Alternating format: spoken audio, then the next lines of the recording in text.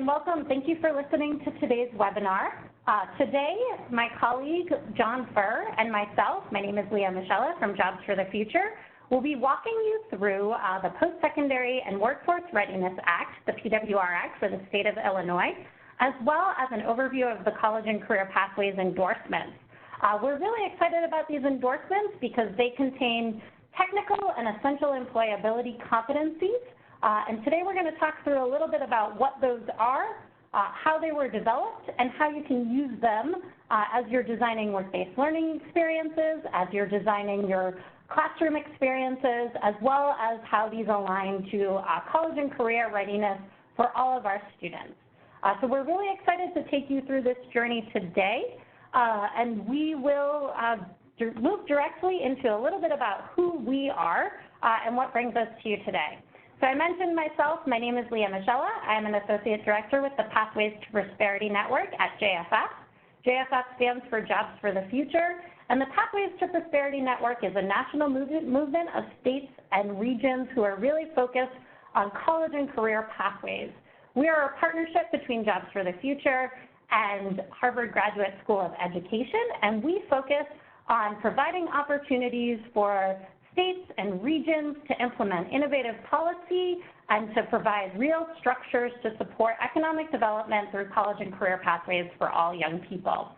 We have been honored to work with Jon Furr and the Education Systems Center at Northern Illinois University for several years, about 5 years in this work. And we are really thrilled to be helping to implement the Postsecondary and Workforce Readiness Act that Jon is going to talk to us about today. So Jon, I'm going to hand it over to you to introduce yourself and take it from here. Thank you, Leah. Hi, everyone. I'm Jon Furr. I'm the Executive Director at Education Systems Center at Northern Illinois University. Our center plays various roles in supporting the state of Illinois with its college and career readiness and college and career pathways implementation. We staff and lead the work of our state's P20 Council's College and Career Readiness Committee, and we're also working directly with a number of regions throughout the state that are at the forefront, really leading the work around systems for college and career readiness and pathway opportunities for all students. Where I'd like to start off is providing everyone with a brief overview about the Illinois Postsecondary and Workforce Readiness Act, and there's a website link there where I would definitely encourage you to go for more information on this legislation, and there's a lot of resources that are available at that website as well. The Postsecondary and Workforce Readiness Act is legislation that was enacted in our state in 2016, which really resulted from a number of years of work being led by our state's P20 Council to identify what are the key barriers that are preventing students to be able to successfully transition from high school into college and to career. And through work across committees and working groups that involve hundreds of stakeholders, there were 4 key strategies that emerged out of those discussions. One of those strategies was to establish a new post-secondary and career expectations, or PACE framework, which creates grade-level benchmarks for all students from middle school on through the senior year of high school to identify their post-secondary goals and objectives, their career plans and goals, and also to understand the financial aid aspects associated with those. There was also a new system that was established by the legislation that will really be the focus of our discussion today, to be able to place college and career pathway endorsements on the high school diplomas. And there's been significant work since the act was passed to build out the systems related to endorsements, which really ties to the competency work that we have been involved in working closely with JSF. The PWR Act also included a new system to scale up 12th grade transitional courses, which are courses delivered to seniors in high school, which have been developed by school districts and their community college partners to ensure that students can avoid remediation classes and be placed directly into college-level coursework, because data that we were analyzing as part of this process definitely identified the need and the challenges associated with students moving into remediation as they went into community college. And lastly, the PWR Act included a new pilot for competency-based high school graduation requirements, so the graduation requirements could better reflect what students were learning and what they were able to demonstrate rather than just course titles. So while the Act has these 4 specific components, we have always encouraged communities and those that we're working with to think about them as an integrated set of strategies, which build on work that communities are doing that happens from birth on through grade 8 and continues beyond that college transition on into college completion and career success. And one of the real linkages across all 4 of these strategies is that they all require the coordinated efforts of school districts working with their community college and university partners, as well as with employers and civic and community organizations, all working together to be able to put in place these systems for improved student outcomes.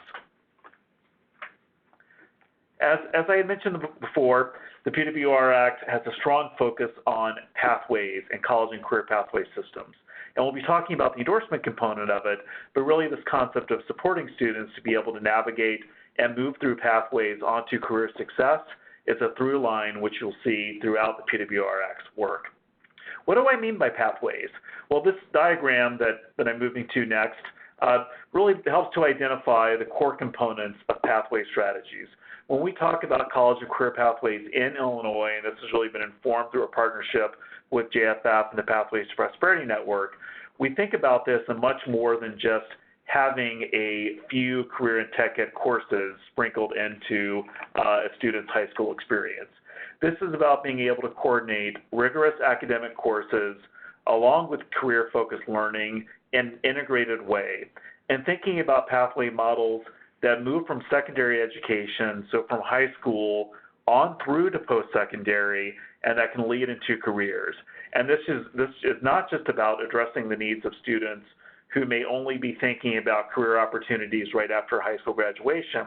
We think about our pathways as being models that can support students to move directly into the workforce after high school graduation, and certainly to continue on into associate's and bachelor's degrees and beyond, if that's what's needed for their individualized career goals. And it's also important within these models to think about, again, not just coursework, but as you can see identified in this diagram, what are the internships and the work-based learning and the job experiences that all tie into these pathway structures. So with this broader framing, the state of Illinois, as part of the PWR Act, knew that we needed to focus on one specific transition point within that pathways model. And as you can see here on this next slide, that's that transition point from secondary on to post-secondary.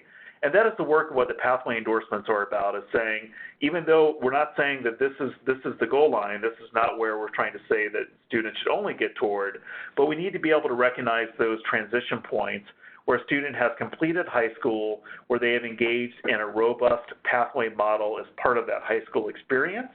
And also we wanted to be able to make sure that we had a system so that those experiences could be recognized as they continued on through into post-secondary education and on into their different career fields and their jobs. So when I talk about an endorsement, what does that mean? What are the different components? Well, there are several key foundations to the College and Career Pathway Endorsement as established by the Postsecondary Workforce Readiness Act. First of all, as you can see in this diagram, this starts off with ensuring there is an individualized plan. And that's been at the core of our work around pathways within the state of Illinois, recognizing that for students to be able to select the pathway that is best suited for them and their career goals, they need to be able to go through a process to be able to identify what career objectives are most aligned with their interest and their skills, and to understand how they can progress toward those goals. There's also, as students have been able to identify what those objectives are, our pathway structures through the endorsements focus on a set of course experiences, so ensuring the students have the opportunity to move through and intentionally structure progression of courses in high school that articulate up to post-secondary programs, that they engage in a series of professional or work-based learning experiences, which again are cumulative and lead to higher levels of college and career readiness, and also that they're demonstrating readiness for non-remedial coursework in both reading and math, as the endorsements do signify readiness for both college and careers. And the endorsement then is structured, again, as students are able to address these 4 foundational areas to enable them to have an endorsement that would be added to their high school's transcript in recognition of that completion. So why should students pursue endorsements? Why would school districts want to focus on offering them? Well, there's a number of different reasons within our state, and that's kind of been tied to our policy work. First of all, we truly believe that the structure for college and career pathway endorsements is the right foundation to prepare high school graduates for their next steps in college and career. So even though the transcript endorsement we believe will have its own value, going through these experiences will ensure that students have that right foundation for the next transition. But also we're tying this intentionally to a number of other policy areas.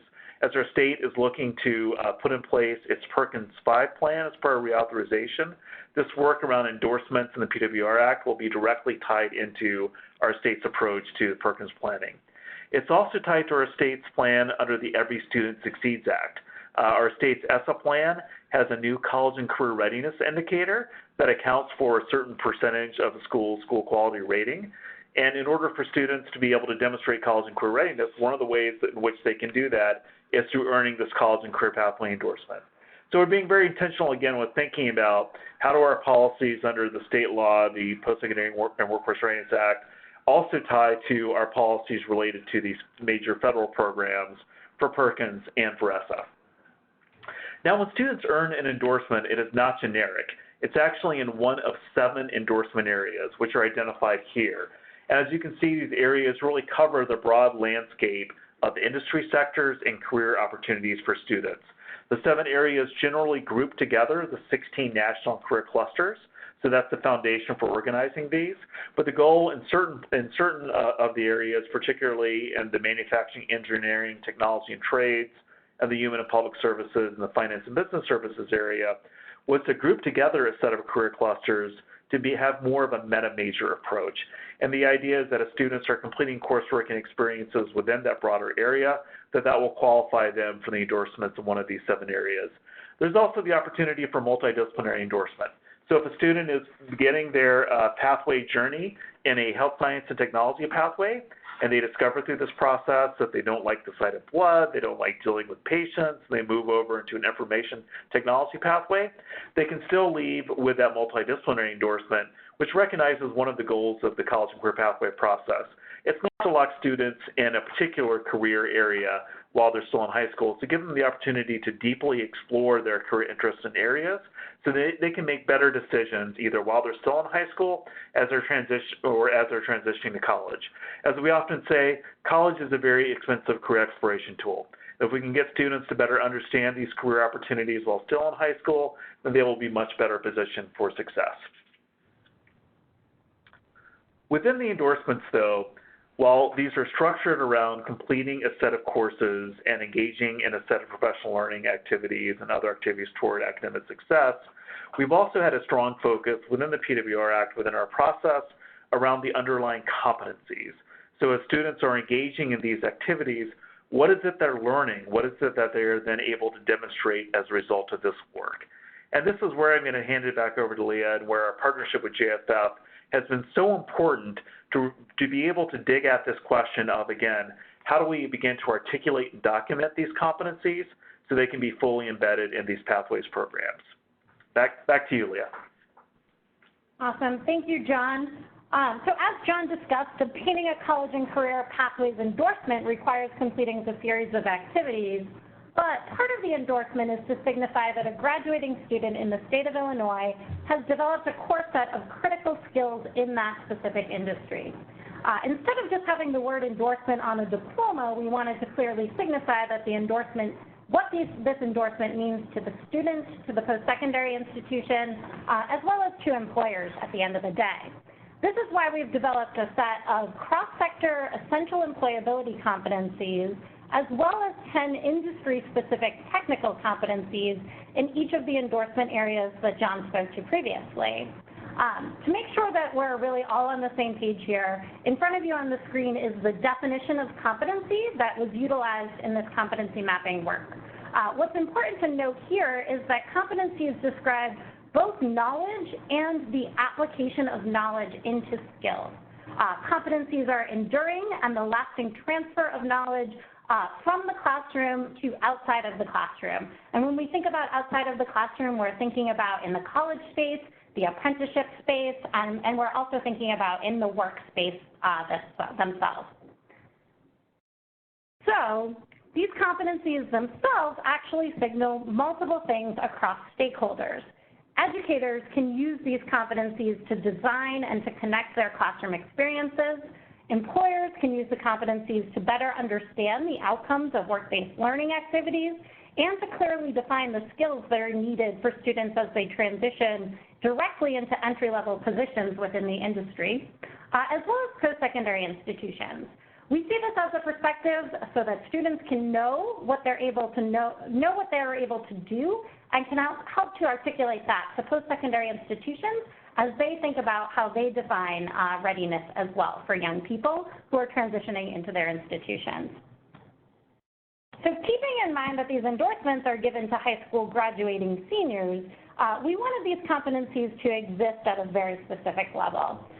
So these are competencies that indicate somebody's readiness to transition into entry-level full-time employment across that endorsement industry. We also wanted to signify that a student is ready to transition into a more specialized career training or apprenticeship, as well as college-level coursework.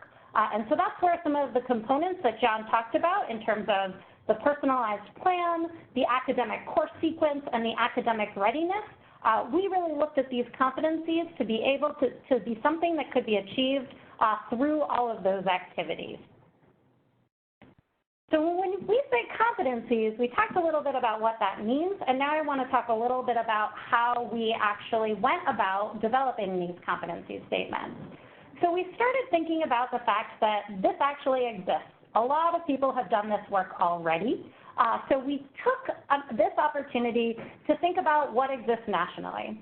We did a large couple months of scanning national resources through a large, pretty significant research process. So this involved looking at existing industry and education verified research, including the Department of Labor, career competencies for each industry. We looked at national certifying agencies, and then we put together all of that together in a broad memo that is available online as well. Happy to share those as part of the resources post this webinar too. And then we said, okay, we know what exists nationally, and we wanted to identify what exists in a local labor market. So really thinking deeply about what is specific to Illinois. In order to do this, we went through a process of interviewing human resource specialists across each industry. So between 5 to 10 human resource directors and talent acquisition specialists in each industry. And then we used burning glass technologies in order to do a broader scan of all of the job descriptions that were posted throughout Illinois within that industry. With that, with burning glass technology, we were able to pull to core competencies that were listed in job descriptions for entry-level positions. And that helped us to go from the national research all the way into what was really specific for the state of Illinois.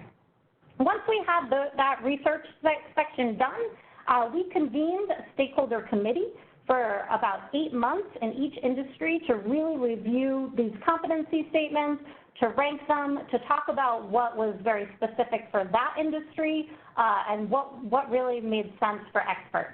The one thing that I want to discuss a little bit about when it comes to these stakeholder committees is that they represented individuals who were from the industry themselves, who were from post-secondary institutions, and who were secondary and high school space leaders. So through this committee, we were really able to take what existed from research, what existed from job descriptions, what existed from the Department of Labor, and really put a personal touch on what made sense to the leaders specific to this work in Illinois at the college level, at the high school level, and at the industry level. Once we had that, we did a series of surveys. We did an online evaluation period, which enabled public feedback. We took all that feedback into consideration to really get to the point of having an ultimate draft of 10 technical competencies for each of the endorsement areas, as well as 10 employability competencies that cover the cross-section of all of the endorsement areas. And I'm going to share a little bit of highlights of what those look like soon. Getting to the Illinois Localized Insight, I wanted to highlight a couple of things about that process. Because it was really important for us to think about how these were helping our students directly transition into post-secondary opportunities, into more specialized career training, and into entry-level jobs themselves. So just wanted to reiterate the fact that we did look at all a collection of industry-specific entry-level job descriptions. We had the time to talk directly and learn from human resource directors and talent acquisition managers, and then we were able to cross this with the statewide educational standards that were put out in Illinois and across the country, and then verify that again through a statewide survey. One of the things that's worth mentioning in this process is that when we developed these competencies, we wanted to be really mindful of the fact that our economy is changing, and that we wanted to consider the fact that new technologies are emerging, competencies for human interaction are really essential, and we also wanted to consider that there are some adapting cultures and industry norms that you'll see reflected in our competency statements. So this includes things like considering the idea of globalization, the idea of global teams, the idea of remote teams, the idea of how we're using technology in our day-to-day work. So you'll see reflected in our competency statement a true consideration for the future of work within each industry, and recognizing that that is very different in advanced manufacturing than it is in IT, than it is in the arts and communications sector. So we were really excited to dig deeply, knowing that these competency statements are first available for the class of 2020, and then moving forward into the next few years as well. So I wanted to take a second and just highlight the difference when I say essential employability competencies and when I say technical competencies, and get really deep into what we're referring to there. Now, our essential employability competencies, in this case for the state of Illinois and the Postsecondary Workforce Readiness Act College and Career Pathways Endorsements, the essential employability competencies are relevant to all of the endorsement areas. And these are the skills and the dispositions that somebody needs in order to succeed at work in general. So these are things that are often referred to as soft skills. We really see them as essential skills, so that's why they're considered essential employability skills. And these are things like teamwork, things like initiative and self-drive, and things like cultural competence as well. So these are relevant to all industries. Now, the difference there with our technical competencies is that the technical competencies are really specific industry knowledge and skills.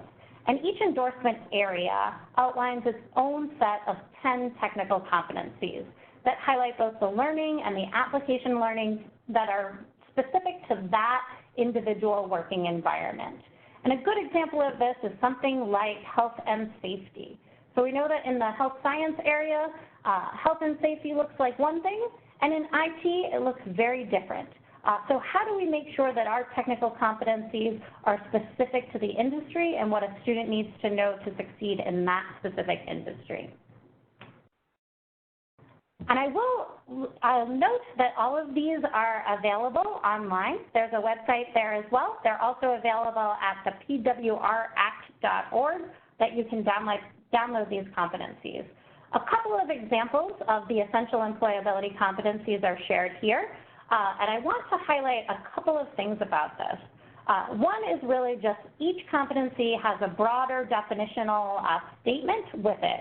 So you might see something like teamwork and conflict resolution, and then following that is a statement that tells you very specifically in two parts what a student needs to know as well as what a student needs to be able to do. And this is very intentionally done in order to help both our classroom leaders as well as our industry leaders and our post-secondary leaders know not only that teamwork is essential, but also that you need to know something, that there's a concrete thing that you can learn, as well as the application of that learning as part of the competency. One other consideration that we have within the 10 essential employability competencies, and this is, again, a nod to that thinking about our future of work, is 4 principles and entrepreneurial competencies that we have included for consideration. And so this includes things like growth mindset, innovation and invention, and principles of entrepreneurship. Because we know that within the future of work, it's really important for our young people to be prepared with concrete skills that will help them to really advance in an adapting environment, to be able to have ideas generated, and then also to be able to overcome things like setbacks and failure and adapt as they move forward in their career. So in addition to the essential employability competencies that exist for all of our endorsement areas, as I mentioned, we've mapped out technical competencies in 6 of these endorsement areas. So the first ones that we did took place in a series of meetings and convenings throughout July 2017 all the way to 2018. So we focused our first mapping on finance and business services, health sciences and technology, information technology, and manufacturing, engineering, technology, and trades. The second phase of this work, we really dove deeply into arts and communications and human and public services with a focus on the educational pathway. And again, these are also available online at PWRAct.org as well as on the JFF website, the link you see below. And I wanted to highlight again that these competency statements are specific to the industry, but are open enough for students to transition directly into a post-secondary and more specialized training or directly into an entry-level career. So in front of you and on the screen, what you see is a couple of examples of what these look like. For manufacturing, the example that we've provided is spatial reasoning. And again, really thinking about what a student needs to know as well as what a student needs to be able to do to succeed in this industry. So the example of spatial reasoning, students can use their understanding of objects in relation to one another. So that would be what you would learn in order to really understand three-dimensional imaging. So then what this means is that a student is able and capable to do three-dimensional imaging on the job search, in the workplace, as well as in their post-secondary education. So also thinking about something like that for finance and business services would be technical applications. So really learning spreadsheet and accounting software. And the reason is in order to maintain, update, and retrieve data from records. And then moving forward, similar competencies in the health sciences and technology, as well as arts and communication. And we encourage everyone to really look at these as they're designing their programs for each of these 6 endorsement areas: manufacturing, finance and business services, health science, arts and communication, IT, and human and public services. There are 10 technical competencies, and we hope that people across the state can use these as they design work-based learning experiences, as they design classroom experiences, and as they really help students to understand and help all of our partners to understand the purpose and the outcome of these college and career pathways endorsements as part of the Postsecondary and Workforce Readiness Act. So I'm going to hand it over to Jon to give a little bit about how our communities across the state are actually using these competencies in design. Thank you. And so what's been really exciting for us is to be able to see how these competencies that as they've been developed, to see them be put into use, to see communities take them, to be able to utilize them for their local pathways implementation. And this is happening across the state, but we wanted to be able to highlight 3 examples that we've been directly involved with working with JFF. One is in the Peoria region. The Peoria effort that's been led by the Greater Peoria Economic Development Council is working with a number of school districts and their community college to implement pathways throughout that region.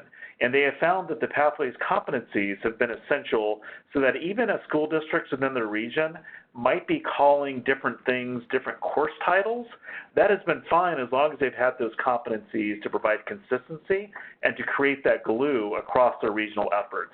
So they've been able to ensure that all the school districts, again, even if they're using slightly different course sequences in the health science and technology and their manufacturing pathways, are grounded in those competencies as that common, consistent approach to all their pathways work throughout the region, which has supported the articulation up to their community college partner.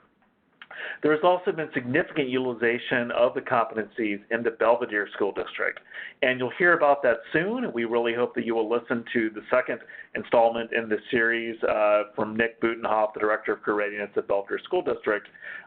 We'll talk about how they've been able to use the competency statements, both the technical and the essential employability, to support their curriculum mapping work across their 2 comprehensive high schools as they're going to wall-to-wall college and career pathway endorsements for all students. And again, I don't want to steal Nick's thunder, so tune in to his session to learn more about that. Close by, in the Rockford Public Schools, the competencies have been critical to their outreach to employers. So oftentimes, as you're trying to make the value proposition to employers, they really want to know what will students be able to learn and what will they be able to demonstrate as a result of participating in work-based learning opportunities. And those competencies have been critical to be able to support that outreach to employers to say, as students are engaging in work-based learning, here is what we are supporting them to be able to develop, this knowledge and skill set. And that's been the organizing opportunities to support them to structure how they begin to create and to be able to roll out those work-based learning opportunities. So again, we certainly encourage you learn more about this work, and what we have in our second installment is a really deep dive case study into the work of the Belvedere School District with Nick Butenhoff, the Director of Career Readiness. And he will walk you through the process that they have utilized to be able to take the competencies, to be able to work with their instructors and their partners, to be able to implement them as part of a very comprehensive college and career pathway endorsement system. I've also identified my contact information there. Please feel free to reach out if you have any questions, if we can be a resource. We are here to be able to support communities throughout our state as they're engaging with the competencies in the PWR Act to support their effective implementation of those efforts. Thank you, John, and thank you to everyone who's listening. We really look forward to working with you as we implement these competency statements as well as the endorsements as a whole. And I will say on behalf of Jobs for the Future and the Pathways to Prosperity Network, we are truly excited to be part of this work and to be partnering with John and the really innovative state policy of the Postsecondary Workforce Readiness Act. So thank you all, and my contact information is there. Happy to talk about the initiatives within the Pathways to Prosperity Network, or reach out to learn more about Jobs for the Future as well. Thank you all, and hope to hear from you soon. Thank you.